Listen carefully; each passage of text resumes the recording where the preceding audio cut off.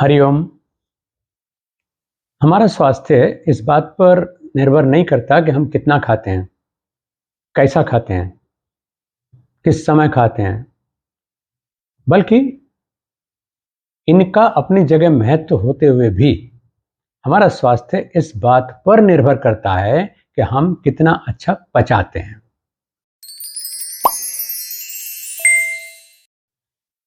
अगर हम ठीक से भोजन को न पचा पाएं तो कितना ही स्वादिष्ट, कितना ही अधिक और कितना ही वैरायटी वाला भोजन क्यों ना कर लें, संतुलित भोजन क्यों ना कर लें, वो हमारे लिए कोई फायदा नहीं देता है।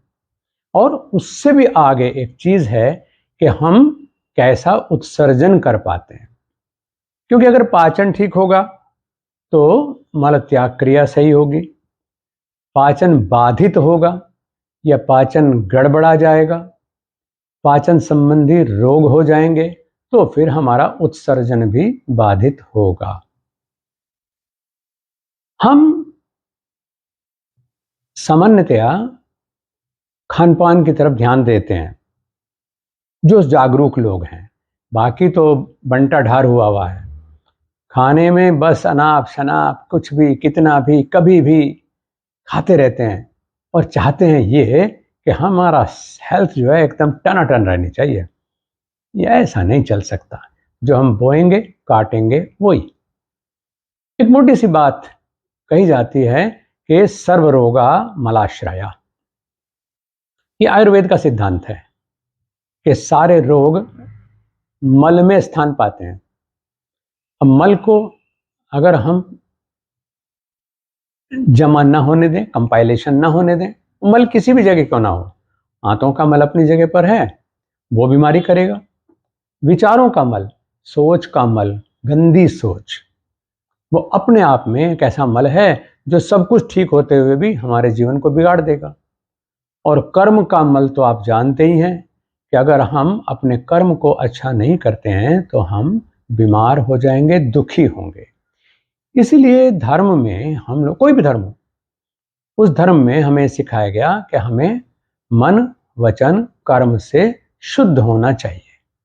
आप निश्चिंत हो जाएंगे, आप सहज होकर के रहेंगे। सहज होकर के रहेंगे तो फिर निरोग और दीर्घजीवी भी होंगे। एक मोटा सा सिद्धांत है। चलिए, ये तो बात जड़ की है, लेकिन हम क्या सोचते हैं कि हम एक्सरसाइज करें तो फिटनेस रहेगी। ठीक कह रहे हैं, है ऐसा ही, लेकिन सिर्फ एक्सरसाइज नहीं। हमारा जीवन शैली, कब सोते हैं, कब जागते हैं, कैसी मनस्थिति में रहते हैं, डर करके रहते हैं, गुस्से में रहते हैं, दूसरों से ईर्ष्या करते हुए रहते हैं, और या अनसर्टेनिटी, अनिश्चितता में रहते हैं, इन सब का भी हमारे स्वास्थ्य पर प्रभाव पड़ता है और पूरा पूरा पड़ता है। हम दिन भर ठीक से रहें नहीं और ये सोचें 2-3 एक्सरसाइज कर लें तो हमारा काम ठीक हो जाए। और अक्सर जल्दबाजी में हम बहुत कुछ पाना चाहते हैं। और तो और मुझे बहुत से लोग कहते हैं, गुरुजी बस चलते चलते ये बात बता दो। ठीक है, चलते चलते बताई हुई बात भी काम आती है, लेकिन जो चलते चलते होता है उसमें हमारा ध्यान कहीं है। ना हम पढ़ाने के मनस्थिति में है, ना दूसरा पढ़ने की मनस्थिति में है, ना वो समझने की मनस्थिति। वो सोचता है बस कोई ऐसी बात कर रहे हैं। और बहुत से तो ऐसे होते हैं कि बस सिर पे हाथ रख दो, और कई तो इतने पक्के होते हैं वो तो हाथ पकड़ के अपने सिर पे ही रख लेते हैं हमारा, कि बस गुरुजी का हाथ सिर पे आ गया, अब चिंता नहीं है। ठीक है, उनकी आस्था का हो सकता है, उनको कोई लाभ होता हो, लेकिन जब तक आशीर्वाद में भी ट्रांसमिशन नहीं है, तार को छू दिया लेकिन तार में बिजली ही नहीं है, तार मूल से जो उसका ऊर्जा स्रोत है, फीडर, उससे जुड़ा हुआ ही नहीं है, तो उस तार से क्या करंट प्रवाहित हो जाएगा। विद्या को पाने में हमें सुपात्रता विकसित करनी ही होगी। 1 मिनट में हमें कुछ बात बता दो काम की, ठीक है, सार है, बता देंगे, उसका लाभ भी आपको मिलेगा, लेकिन ये ना सोचना कि दैट्स ऑल। मैं जैसा बैठा हूं इस जन्म का तो मुझे पूरा ही ध्यान है कि सारा जीवन योगमय जीवन जीने में ही बीत गया। लेकिन जब आंखें खोली थी तो लोग कहते थे कि इसे कुछ पहले से प्राप्त है, जो इस जन्म में अच्छे घर में पैदा हो जाने की वजह से, संस्कारवान वातावरण में पैदा हो जाने की वजह से वो जग गया और काम होना शुरू हो गया। तो ये बताने का उद्देश्य ये नहीं कि मैंने कितना खास काम किया, ये बताने का उद्देश्य ये है कि जो चीज हम जन्मांतर सहस्त्रेषु हजारों जन्म ले लेते हैं, तब कोई पल आता है तो बस आशा ये की जा सकती है कि क्या पता आपके जीवन में भी वो पल अभी आने वाला हो या अभी आ चुका हो। इसलिए एक एक पल की अपनी महिमा है, लेकिन एक ही पल की महिमा नहीं है। कल्टीवेट करना पड़ता है, पेड़ को भी कल्टीवेट करना पड़ता है, विचार को भी कल्टीवेट करना पड़ता है, विद्या को भी कल्टीवेट करना पड़ता है, आत्मसात भी करना पड़ता है। हमने कल्टीवेट किया, फल लग गए पेड़ के ऊपर, आम बहुत बढ़िया लगे हुए हैं, लेकिन उसको हम देख देख करके खुश हो रहे हैं, उसमें हमने एक भी आम को आत्मसात नहीं किया। ग्रंथों को देख करके खुश हो रहे हैं, विचारों को देख करके खुश हो रहे हैं, सूत्रों मंत्रों ऋचाओं को देख करके खुश हो रहे हैं, लेकिन एक भी ऋचा को आत्मसात नहीं किया, तो हमारे किस काम की। तो ऐसे ही सीखें, पल भर में सीखें, छोटी सी वीडियो से सीखें, लेकिन वो ये सोच करके सीखें कि अब हमें आगे अपनी भूख को बढ़ाना है, अपनी प्यास को बढ़ाना है, अपनी जिज्ञासा को बढ़ाना है, और ऐसे हो जाना है कि जैसे ही कुछ मिलेगा हम झट से पकड़ लेंगे काम की चीज को। पाचन कमजोर है तो सारे पेट संबंधी रोग जुड़ जाते हैं, एसिडिटी जुड़ जाएगी, अतिसार जुड़ जाएगा, कब्ज जुड़ जाएगी, इन्फेक्शन साथ में जुड़ गया बैक्टीरियल तो डाइसेंट्री, पेचिस जुड़ जाएगी, और ज्यादा देर तक चीजें पड़ी रहने लगेंगी तो फिर गैस्ट्राइटिस हो जाएगी, यानी वात रोग बढ़ जाएंगे। और फिर जो जो यहाँ इस फैक्ट्री में, पेट की फैक्ट्री में होता रहेगा, उसका रिपरकशन, उसका इफेक्ट पूरे शरीर पर पड़ता चला जाएगा। आपका मानसिक रूप से परेशान हो जाना, आपको ये कि भाई जा तो रहा हूँ काम पे लेकिन पेट गड़बड़ है, रास्ते में कुछ हो गया तो क्या होगा, पड़ोसी बैठना मुश्किल हो जाता है कि तो गंदगी फैलाता रहता है, विंड पास करता रहता है।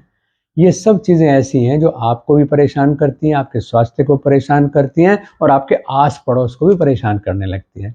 देखो, आप अगर घर की सफाई नहीं करेंगे तो आपका पड़ोसी जो है आप परेशान हो जाएगा, वो आपके घर में आना ही नहीं चाहेगा, बल्कि कहेगा इनके घर में तो जो है गंदगी बहुत है। तो ऐसे ही हमारे इस घर में गंदगी है, तो फिर कैसे। ये कहा जाता है कि healthy body is the guest chamber for a soul and sick body a prison. हमारा जो स्वस्थ शरीर है, सुदर्शन शरीर है, सौम्य शांत व्यक्तित्व है, वो एक गेस्ट चैम्बर है। इस अतिथि गृह में आत्मा रहना पसंद करती है। लेकिन अगर ये गंदा है, सड़ा हुआ है, अंदर से बहुत ज़्यादा गंदगी है, सिस्टम खराब हो गए हैं, तो फिर वो भी कहती है कि जीर्णानि यथा विहाय नवानि गृह्णाति नरोपराणि। तो फिर ये शरीर जो जीर्ण हो गया है, इसे छोड़ करके वो भी कहते हैं चलो अब कहीं और चलते हैं, दूसरे शरीर में जाना चाहेगी। जब तक रहें तब तक इसको गैस चैम्बर बना करके ही रहना चाहिए। आंतों को स्वस्थ रखने के लिए और इन सारे रोगों से जो मैंने बताया उनसे बचे रहने के लिए कुछ खास यौगिक क्रियाएं हैं। और मैंने कहा कि शुरुआत इससे हो सकती है कि हम परम पद को पाने, परम आनंद को पाने तक की चाह जगा लें और उसे पा लें, लेकिन उसे पाने के लिए भी पहली सीढ़ी यहीं से चलेगी कि हम तन को निर्मल करें, सोच को निर्मल करें, जीवन शैली को निर्मल करें, और जो परम सुंदर परम निर्मल है उससे जुड़ करके जीना सीखें। कौन सी क्रियाएं हैं ऐसी जो हमारी आंतों को शक्ति देती हैं? 2-3 क्रियाएं सीख लो, उनको रोज करना शुरू कर दो। प्रभाव पहले दिन से ही होगा, लेकिन अगर गंद ज्यादा जमा है तो पहले दिन सारा कुछ ठीक नहीं हो जाएगा। ये जान करके करना चाहिए कि हमें पिछला समेटना है और आगे ठीक करना है। तो उसमें थोड़ा समय लग सकता है, लेकिन नुकसान कुछ नहीं है, फायदा 100% है। ऐसा मैं एक साधक के रूप में आपसे कह रहा हूं, क्योंकि हमारी मूल पहचान साधक होना ही है। षट कर्म शरीर शोधन की क्रियाएं हैं। सारी क्रियाओं को मैं एक एपिसोड में नहीं सिखा सकता हूं, लेकिन एक क्रिया ऐसी है, यानी वो तो पूरे शरीर को शोधन करती हैं, 6 की 6 क्रियाएं, लेकिन कपालभाति एक क्रिया है। उस क्रिया को आप करेंगे तो वो आपके शरीर को निर्मल करने का काम शुरू कर देगी। कपालभाति करने में हर कोई व्यक्ति कर सकता है। जिससे पद्मासन लगता है वो भी कर सकता है, जिससे नहीं लगता है वो कुर्सी पे बैठ के कर सकता है, जिससे वो भी नहीं होता है तो वो खड़े होकर के कर सकता है। लेकिन हाँ, बस इससे आगे मत चलो, है ना। गुरु जी ने कहा था वो तो किसी भी स्थिति में कर सकते हैं, चलते चलते कर रहे हैं, कोई आसन किए हुए जो है शीर्षासन करते हुए, सर्वांगासन करते हुए, डेमोन्स्ट्रेशन के हिसाब से कि मैं ऐसे भी डेमोन्स्ट्रेट कर सकता हूँ, ऐसा किसी ने किया नहीं, ये अच्छा होगा, नहीं। योग चमत्कार नहीं है। हाँ, योगिक क्रियाओं से चमत्कारी जीवन मिलता है, चमत्कार होते हैं। तो इस तरह के चमत्कारों में नहीं पड़ना चाहिए। विधान है कि अगर आपके पास ये संभव नहीं तो फिर वर्स्ट करते हैं। तो जैसे मैं बैठा हूँ ऐसे बैठ जाइए। सुखासन में तो हर कोई बैठ सकता है, इसलिए मैं आज सुखासन में ही आपको बता रहा हूँ। जिनको घुटने ऑपरेशन हुए हुए हैं या नीचे बैठना ही उनके लिए मुमकिन नहीं है, तो वो तरसते नहीं रहेंगे। योग में तरसते रहना नहीं है, बल्कि रस्ते पा लेना है, ये जान लो। तो उसके लिए आप स्टूल पे बैठ जाओ, कुर्सी पे बैठ जाओ, लेकिन हाँ, बेड में सोफे में ऐसे धंस के नहीं कि कमर ऐसे हो जाए और तब हम बैठ के कर रहे हैं, वो नहीं होना चाहिए। खड़े खड़े कर सकते हैं। जब हम बैठ करके कर रहे हैं तो हम 2 फायदे लेंगे। एक तो हमारी कमर सीधी है, दूसरे हमारे हाथ जो हैं वो भी मुद्रा में आ सकते हैं। आप इनको ज्ञान मुद्रा, यानी आप सचेत होकर के जिसमें बैठ सकें, आप ज्ञान को प्राप्त करने के रिसेप्टिव एंड पे आ जाएं, तो उस तरीके से बैठिए। और ज्ञान मुद्रा के लिए आप इस तरह से अपनी उंगली को बना लेते हैं कि अंगूठे के जो अंतिम पंक्ति है, लाइन बनी हुई है इसमें, उसको उंगली का तर्जनी का जो अग्रभाग है उससे छूइए, और फिर उसके बाद ये रिंग बना करके, ऐसे बच्चे बचपन में करते थे ना, चश्मा बना लेते थे, तो ऐसे करिए। और उसके बाद कलाई से घुटने पे हाथ टिका के बैठ जाओ, और मस्ती में करना है योगाभ्यास। ये ना सोचा भाई गुरु जी ने बड़े गूढ़ ज्ञान की बात बताई, आज तो बताई, लेकिन आप ले पाओगे तब जब आप सहज रहोगे। आप मेरी इस बात सुनने से पहले टेंशन में आके बैठ जाएं कि आज देखते हैं क्या मिलता है, तो वो टेंशन जो है आपको ट्रांसमिशन नहीं होने देगी। अब देखो, कहीं भी जहाँ टेंशन है वहाँ ट्रांसमिशन नहीं है। सहज होना चाहिए, सहजता में बैठो, प्राप्त करते जाओ। और इस तरह से बैठ करके फिर नासिका से नाभि तक को जोड़ दो, यानी मैं नासिका से सांस छोड़ूं तो नाभि को पता चले, है ना। सांस छोड़ूंगा, नाभि जैसे बाहर कुछ निकलेगा तो स्वाभाविक है कि नीचे से अंदर को हो जाएंगे, यानी सांस बाहर छूटा और पेट जरा सा अंदर को हो गया। ऐसे हमें करना है, थकना नहीं है बल्कि छकना है, तृप्त होना है। इस तरह से बैठ करके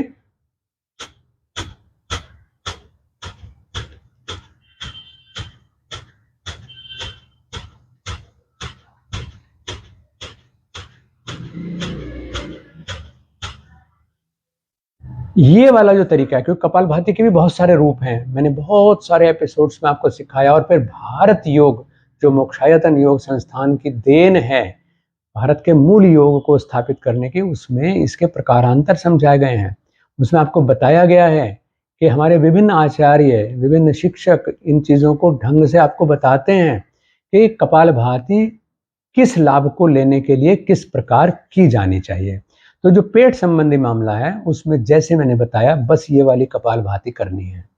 उसमें स्ट्रोक जो है वो नाभि पर ही रहेगा, और आप अपना बना लो स्टैंडर्ड। आपने देखा कि जब मैं कर रहा था तो फेस के ऊपर कोई इम्प्रेशन नहीं, कोई भाव नहीं, शून्य भाव लेकर के बैठिए, और बस केवल नासिका से नाभि तक का श्वास का मूवमेंट होता रहना चाहिए। इस तरह के आप 50 श्वास से शुरू करिए, एक राउंड 50 श्वास का, यानी 50 स्ट्रोक्स का, और उसको धीरे धीरे आप 60, 70, 100 तक कर सकते हैं। क्योंकि बहुत से लोग जो है ना फैटी लीवर वाले होते हैं, वो भी एक प्रॉब्लम है अपने आप में पाचन की ही, तो जिसकी वजह से चर्बी इकट्ठा होती चली जाती है। तो इस वजह से वो नहीं कर सकते इतना लंबा, उनका स्टेमिना लूज होता रहता है। तो आप जितना हो सकता है उतना करिए। अब से आप बेहतर ही होंगे, क्योंकि अभी तो कुछ भी नहीं कर रहे हैं।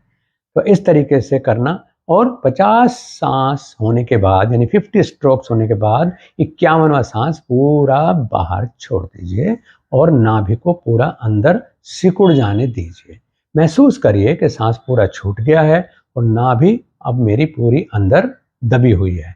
फिर आराम से नाभि को ढीला छोड़ दीजिए, नया सांस लीजिए और फिर ऐसे ही दूसरा जो क्रम है वो शुरू करिए, यानी 50 स्ट्रोक्स का एक राउंड, और ऐसे 3 से 5 राउंड हमको लेने हैं। एक तो काम ये होना चाहिए। फिर मुद्रा को छोड़ दीजिए, मस्ती की मुद्रा में आ जाइए। इसके बाद हम लेते हैं दूसरी चीज, जिसको हम बोलते हैं वज्र आसन।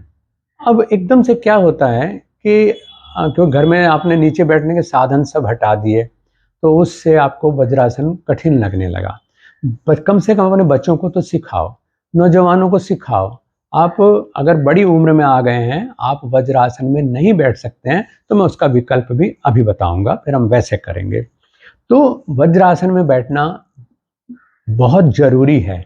जिनको डॉक्टर साहब ने मना कर रखा है कि आप वज्रासन में मत बैठिए, वरना आपके घुटनों का गैप बढ़ जाएगा, आपकी तकलीफ बढ़ जाएगी, तो वो मत करिए। क्योंकि डॉक्टर और हम एक ही हैं, हमारी मिली भगत से ही आपका काम चलना है, तो उनसे नकारना नहीं है उनको। तो वज्रासन में बैठना बहुत पॉपुलर आसन है, लेकिन उसमें भी कैसे बैठना चाहिए इसको देखिए। यानी पैरों को आप देखें, पैर प्राय बहुत बार लोग जो ना जानते नहीं, तो वो ऐसे करके और इनके ऊपर ही बैठ जाते हैं। उससे आपको वज्रासन दुखद हो जाता है और पूरा फायदा नहीं मिलता।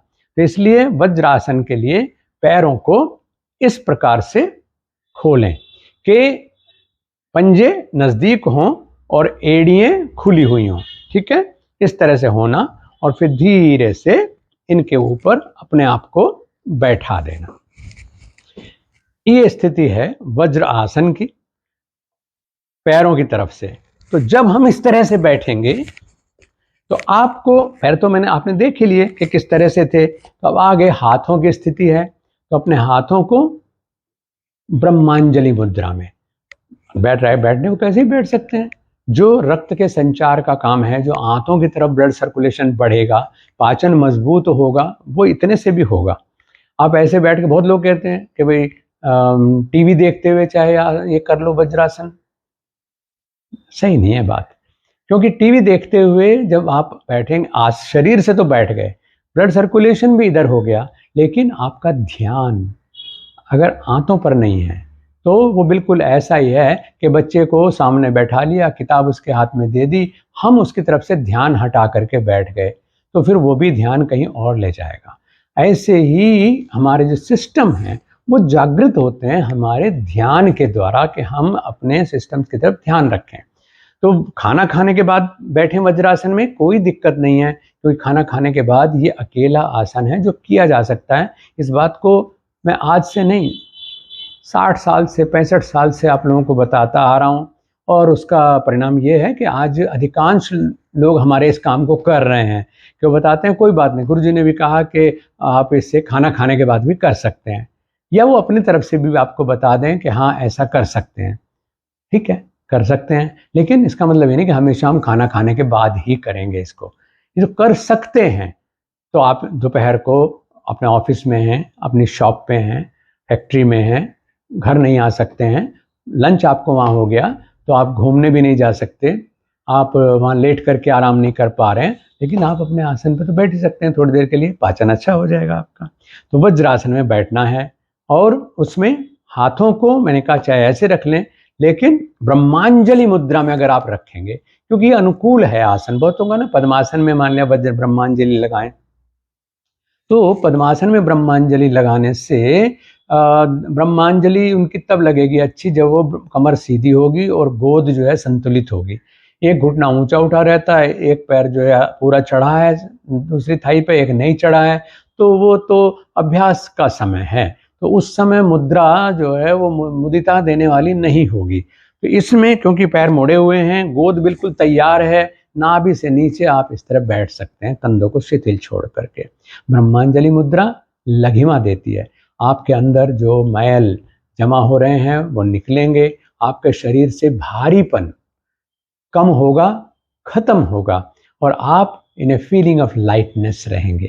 ये मुद्राओं की महिमा है। तो यहाँ पर ब्रह्मांजलि मुद्रा में आप बैठिएगा, आंख बंद करके बैठ जाइएगा, अपने श्वास को सिर्फ देखिएगा। तो आसन भी हो गया, मुद्रा भी हो गई, ध्यान भी हो गया, जप भी हो सकता है। यानी छोटी छोटी चीज़ों में बहुत सारे गुर आप सीख लेते हैं। तो ये मैंने आपको आसन बताया, कहने को वज्र आसन, लेकिन साथ में मुद्रा के साथ, और इसके साथ ये कि हम मन को भटकाएं नहीं, जिससे कि इंटरनल सिस्टम अंतरंग भाग जो हमारे हैं उनको ठीक से काम करने का मौका मिले और वो स्वस्थ हो जाएं, यानी आपे में हो जाएं, उनमें बिखराव ना हो। ऐसे अब जिनसे नहीं होता है या उनको रिकमेंडेड नहीं है, तो वो लोग इसको इस प्रकार से करेंगे कि, क्योंकि इसका रोल क्या है शारीरिक रूप से, क्योंकि जितनी योगिक क्रियाएं उनके विभिन्न स्तर पर भूमिकाएं होती हैं। तो शरीर के स्तर पर जो इनका रोल है वो तो ये है कि जो ब्लड सर्कुलेशन नीचे के ओर जाता है, ग्रेविटेशन की वजह से, सिस्टम की वजह से, उसको हम जैसे गुब्बारे को एक तरफ से दबाते हैं तो हवा जो है ऊपर की तरफ को यानी दूसरी तरफ को भागती है। तो ऐसे ही जब हम नीचे से इसको दबाते हैं तो जो रक्त का संचार है वो अपवर्ड होता है, ऊर्जा का प्रभाव भी अपवर्ड होता है, ऊपर की तरफ जाता है, तो वो हमें फायदा मिलता है। तो बाकी और लाभ दूसरे उनकी मैं चर्चा कर चुका हूं और आगे भी करता रहूंगा, लेकिन इतना फायदा, तो ये फायदा हम लेट करके भी अगर हम यही स्थिति लेट करके लेंगे तो लेट करके भी आंतों को पर्याप्त रिलैक्सेशन भी मिलेगा और आंतों की तरफ रक्त की जो कमी है वो नहीं हो पाएगी। आंतों को आराम देना बहुत जरूरी है। जैसे शरीर में आप व्यायाम करते हैं तो आराम जरूरी है, ऐसे ही इसमें भी आपको आंतों को आराम दो, आंतों को रिलैक्स छोड़ो। प्राय लोग सोचते हैं कि लेट करके आराम मिल जाता है, तो वो पर्याप्त नहीं है, घुटने मोड़ने बहुत जरूरी है। देखिए मैं कैसे करता हूँ,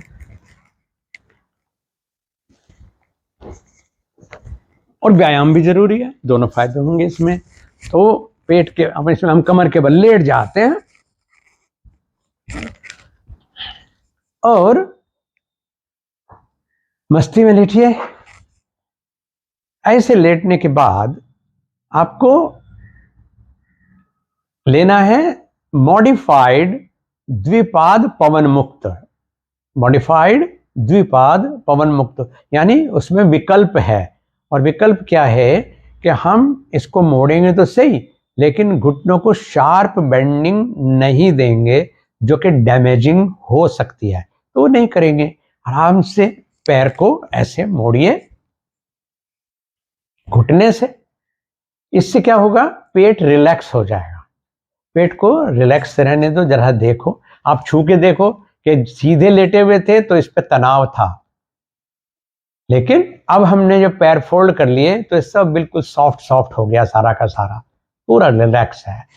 तो इस स्थिति में जरा सा लेटो, और लेटने के बाद दोनों घुटनों को ऐसे, अगर उनके पैर ऐसे भी रहते हैं तो भी ठीक है, आप इसको केवल ये करें कि यहां से यानी घुटनों के पीछे से इसको हाथ को ऐसे पकड़ लीजिए, हाथ को ऐसे लाए और जप्पी बना दी इसको पकड़ लें, और फिर इन घुटनों को रिलैक्स रखते हुए, ये चाहे इतने मुड़े रहें, चाहे इतने रह जाएं, चाहे ऐसे ही रह जाएं, जैसे भी हो, तो इसको हम घुटनों को ढीला छोड़ते हुए, है ना, हम इसको अपने पेट की तरफ लाते हैं, ये ठीक है, ये स्थिति।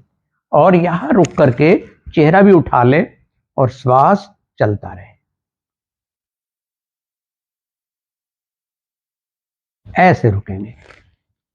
लेकिन इसको हम वज्रासन का विकल्प नहीं कह सकते।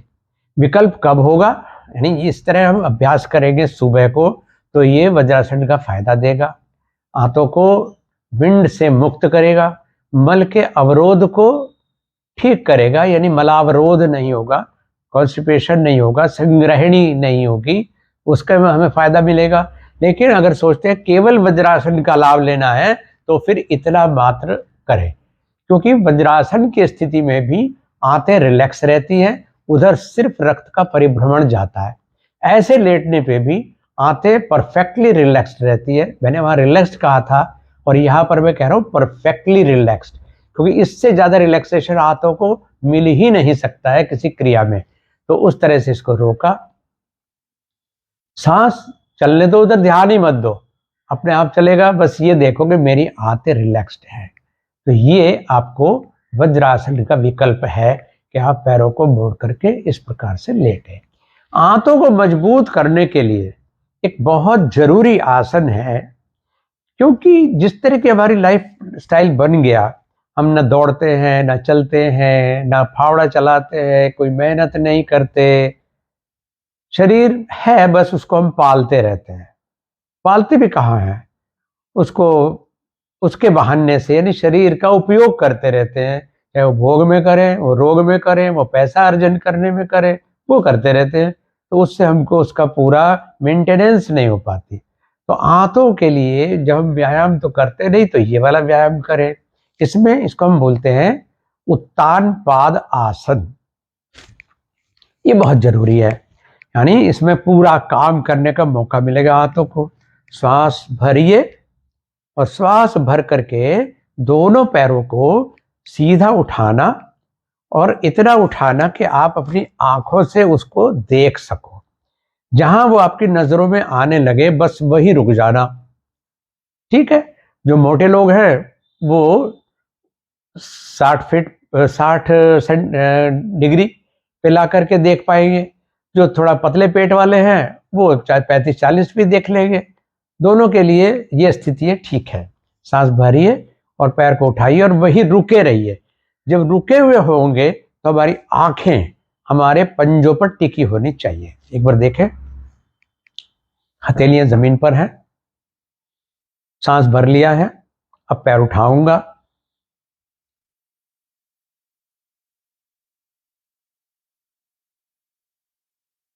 ये अब मेरी नजरों में मेरे पैर हैं, मैं उन्हें देख रहा हूं, यहां रुका हुआ हूं और यहां रुक करके दोनों रास्ते मेरे पास है। मैं सांस लेता रह सकता हूं, सांस भर के रोक सकता हूं, कोई सा भी उपाय आप कर सकते हैं।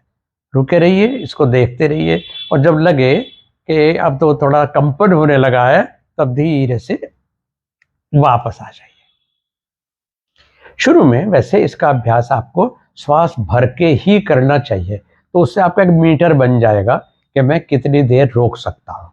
तो सांस भर के रोकिए, नीचे आकर के सांस छोड़ दीजिए, फिर दोबारा करिए। तो ऐसे 3 से 5 बार तक इसको किया जाना चाहिए। इसका नाम मैंने आपको बताया उत्तान पाद आसन। और फिर एक अंतिम आसन में बता रहा हूं, हैं बहुत सारे लेकिन आपके अंदर धैर्य नहीं है, आप सोचोगे कि वो टाइम ज्यादा हो जाएगा। तो इसलिए आज का अंतिम आसन है, जो आसन की नहीं है, वो भारत योग गति है। क्योंकि गति है आज भारत योग की वैश्विक स्तर पर प्रसिद्ध होती जा रही है, क्योंकि जिस तरह का लाइफ स्टाइल है लोग उनका लाभ ले रहे हैं। तो उनको आप योग की महत्वपूर्ण क्रिया के रूप में समझें। और भारत योग गति में क्या करना है कि 2 तरह से इसको करना है कि श्वास को छोड़ते हुए हम पैर को पेट की तरफ ले आए और फिर इस गति में जैसे चप्पू चलाते हैं ना, अब चप्पू तो तब चलाओ जब तुम नाव में कभी बैठे हो, तो चप्पू चलाते समय जिस तरह घुमाते हैं चप्पू को, इस तरह से श्वास भरते हुए जाओ, छोड़ते हुए आओ, भरते हुए जाओ, छोड़ते हुए आओ, भरते हुए जाओ, छोड़ते हुए आओ। इस तरह से हमको मूवमेंट करना है। और फिर रिवर्स मूवमेंट करना है कि भरते हुए जाओ, छोड़ते हुए आओ, भरते हुए जाओ, छोड़ते हुए आओ, भरते हुए जाओ, छोड़ते हुए आओ। ये मूवमेंट आपके लिए बहुत बहुत फायदा देने वाला मूवमेंट है।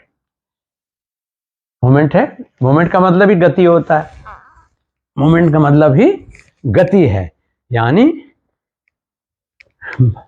मूविंग प्रैक्टिसेस वो भारत योग की बहुत बहुत इम्पॉर्टेंट हैं। तो मैं समझता हूँ कि आज के लिए इतना बहुत महत्वपूर्ण है। अंतिम बात चलते चलते, क्योंकि आप चाहते हैं ना चलते चलते कुछ मिल जाए, वो ये है कि जो मौसम अब शुरू हो गया है उसमें आपको पाचक आहार भी लेना चाहिए। ये जो है ना फास्ट फूड वूड, ये कुछ किसी काम नहीं आने की आपके। क्या है पाचक आहार? जो आपको हर खाने के साथ में, चाहे दोपहर का खाना हो चाहे शाम का खाना हो, जोड़ दीजिए इसको। इसमें मूली बहुत अच्छी आ गई है, मूली का लच्छा बोलते हैं। मूली कद्दूकस करिए, कद्दूकस मूली करिए और उसमें हरी मिर्च एक काट करके पीसेस उसके अंदर डाल दीजिए। ऐसे ही अदरक को कद्दूकस करिए, उसको भी उसमें डाल दीजिए। ऐसा करके फिर उसमें नींबू निचोड़ दीजिए, जरा सा नमक डाल दीजिए, चुटकी भर हल्दी डाल दीजिए। ये आपका बन गया एपिटाइजर। गोलगप्पा एपिटाइजर नहीं है कि वो खाने में डिनर में जाते हैं और जाके पहले स्टार्टर ले लो, फिर पता नहीं, मैं तो कभी करता नहीं हूँ ये सब कुछ। तो आप भी अगर आप भारत योग को ज्वाइन किए हुए हैं तो फिर आपको भारत योगी बनना पड़ेगा, यानी भारत का जो मूल योग है उससे जुड़ी हुई अपनी लाइफ स्टाइल बनानी पड़ेगी क्या? आपको बहुत अच्छा लगेगा, फर्क पता चलेगा। तो ये जो एपिटाइजर है इसको खाने के साथ प्रयोग करिएगा। नींबू, मूली, अदरक और हरी मिर्च, और इसमें थोड़ा सा नमक और थोड़ी सी हल्दी चुटकी भर। तो खाने के ग्रास के साथ साथ आप उसका भी सेवन करें, बहुत अच्छा पाचन बनाएं और बहुत अच्छा जीवन बनाएं।